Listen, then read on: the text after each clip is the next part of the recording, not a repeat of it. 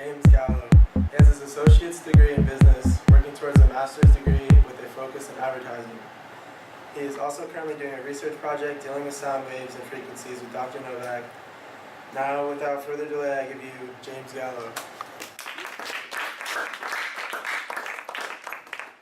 Hi, everybody. How is everyone today?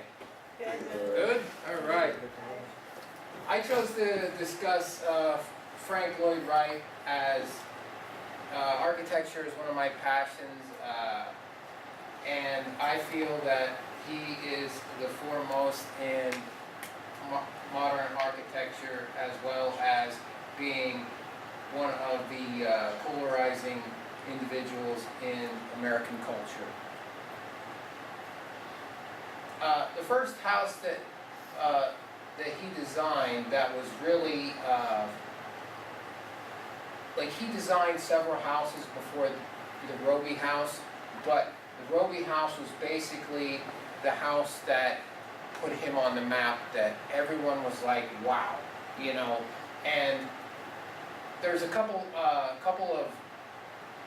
of things that happened during the construction of the Roby house, and I want to just mention those things to try to give you guys a better frame of reference of when these things are actually happening, because it was built between 1908 and 1910, and that's just a year. But when you think about it, Oklahoma became the 47th state. We weren't even at 52 states when they started building this house. The first Model T vehicle rolled off the assembly line, so we didn't even have motorized vehicles when this house was being built. And you look at the house itself and you're thinking, that looks like it's from a different planet, or something even today would be considered under modern standards. In addition, now this is in the same time period, not exact, it's a little bit prior, but I also thought it was relevant because Albert Einstein had his year to where the three major theories that he created that we still use today were also came to fruition, and he published these works in 1905. One other cool thing about the Roby house is I also have it mentioned that it's listed on the National Register of Historic Places. And the cool thing about the Roby house is actually the Roby house was the very first building to be included in the National Register of Historic Places, because what happened was in Chicago, this is actually on the University of Chicago campus, and between 1910 and 1945, I believe, they tried to demolish this building twice to build other things on campus, to where it was more room on campus. And what happened is they actually, the city of Chicago said, no, this building is important to the city of Chicago and it cannot be demolished. So what they did is they came up with this historic landmark for Chicago itself. And that was basically the birthright to the National Register of Historic Places. So not only is it cool in the fact that it's modern and it's cool and all, but it actually was the very first building and the creation of National Register of Historic Places. And then we come to Falling Waters, which is actually located about an hour south of Pittsburgh, and it's actually considered Frank Lloyd Wright's Mona Lisa.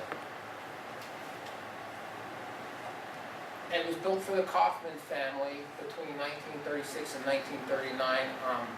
A lot of you may or may not be familiar with the Kaufman family, but they used to have department stores called Kaufman's, Macy's, about 10 years ago bought Kaufman's. So did they have soap also?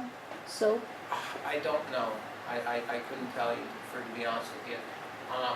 And also, the American Institute of Architects declared that this is the finest example of American architecture.